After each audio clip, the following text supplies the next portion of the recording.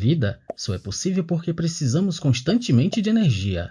A todo momento, milhares de células são produzidas, o sistema imunológico combate invasores, feridas são reparadas, músculos realizam diversos tipos de movimento e os neurônios recebem e decifram diversas informações ao mesmo tempo. Em cada uma dessas atividades, existe a realização de trabalho, que só é possível pelo fornecimento de energia. Os seres vivos utilizam a energia química e também a luminosa, que são provenientes dela, a fotossíntese. Mas calma, meus amigos, que esse complexo processo nós vamos conhecer agora. A fotossíntese é um processo que as plantas, as algas e algumas bactérias fazem para produzir as substâncias orgânicas a partir de substâncias inorgânicas do ambiente, como, por exemplo, a água e o gás carbônico, utilizando para isso a energia solar.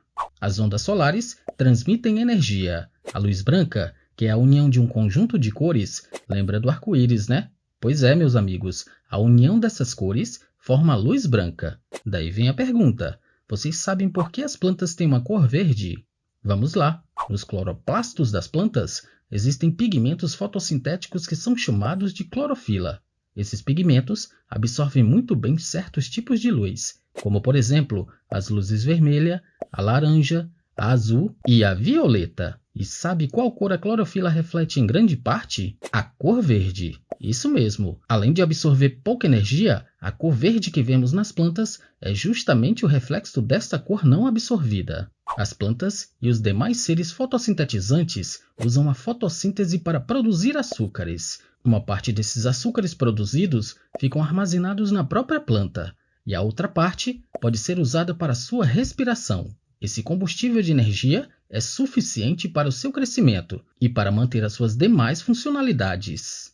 O que temos que saber é que na fotossíntese existem várias reações, que são agrupadas em duas etapas interligadas. A primeira é a etapa fotoquímica, é chamada também de fase clara. Nessa fase, temos a participação da energia luminosa, e lá acontece a fotofosforilação. Mas o que é isso mesmo? Nada mais é que a adição de fosfato em presença de luz. A substância que sofre a fosforilação é o ADP e acaba formando com isso ele, o ATP. Nesse processo, participam moléculas de clorofila, pigmentos acessórios como os carotenoides, substâncias aceptoras de elétrons e enzimas, formando dois tipos de fotossistemas, o fotossistema 1 e o fotossistema 2. No fotossistema 1, o par de clorofilas recebe o nome de P700, pois absorve com mais eficiência a luz com 700 nm de comprimento de onda. Quando clorofilas P700 do fotossistema 1 são excitadas pela energia luminosa,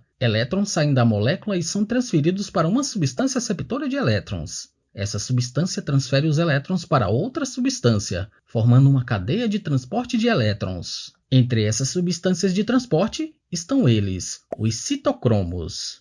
Nesse processo de transferência entre os aceptores, os elétrons vão liberando energia, e quando os elétrons passam pelo citocromo, a energia é empregada em um processo muito complexo, que resulta na formação dele, o ATP.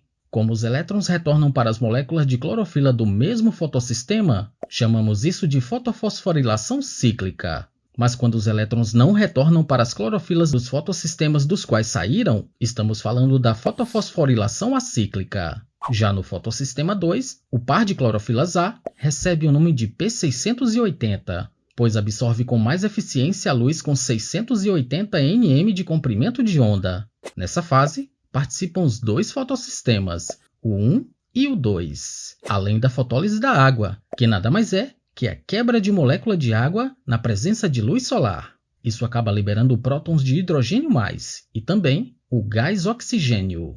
Assim, elétrons das moléculas de clorofila P700 do fotossistema 1, excitados pela luz, são captados por uma substância aceptora, mas em vez de passarem pela cadeia de transporte de elétrons, são captados pelo NADP+, e acaba formando ele, o NADPH. Já o par P680 do fotossistema 2 fica deficiente de elétrons, mas eles são repostos pelos elétrons que vêm lá da fotólise da água. Com isso, na etapa fotoquímica, ou fase clara, foram formados o ATP e o NADPH, que serão usados na fase seguinte, que é chamada de etapa química, conhecida também como fase escura.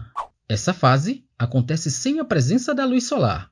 O conjunto dessas reações químicas é conhecida como ciclo de Calvin, ou ciclo das pentoses. Nesse ciclo, acontece a redução do gás carbônico. O resultado desse processo é a produção de carboidratos.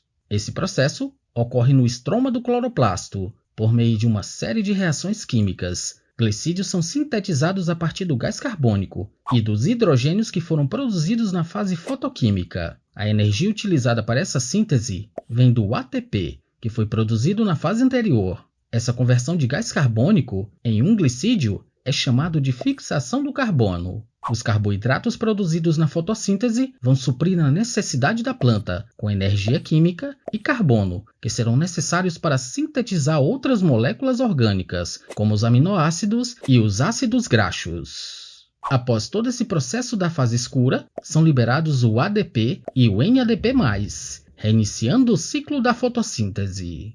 Mas existem duas grandes observações sobre a fotossíntese. A primeira é que o oxigênio liberado no ar pela planta vem da água e não do gás carbônico. E a segunda é a relação entre o funcionamento da fotossíntese e a respiração celular. Enquanto a fotossíntese acontece de dia, pois depende da luz solar para funcionar, a respiração celular não para. Ela ocorre continuamente, seja durante o dia ou durante a noite. Assim, a fotossíntese é, sem dúvida, um processo importantíssimo de sobrevivência de todos os seres vivos do nosso planeta, pois é através dela que temos a produção de glicose, que é transferida para todos os seres vivos pela cadeia alimentar. É importante também para o equilíbrio de gases na atmosfera, como a liberação do oxigênio no ar e a absorção do gás carbônico da atmosfera. Devido a isso, devemos sempre preservar nossas florestas, o nosso solo, os nossos mares e também toda a biodiversidade, para que esse processo continue fornecendo a matéria-prima, que é essencial para a nossa sobrevivência.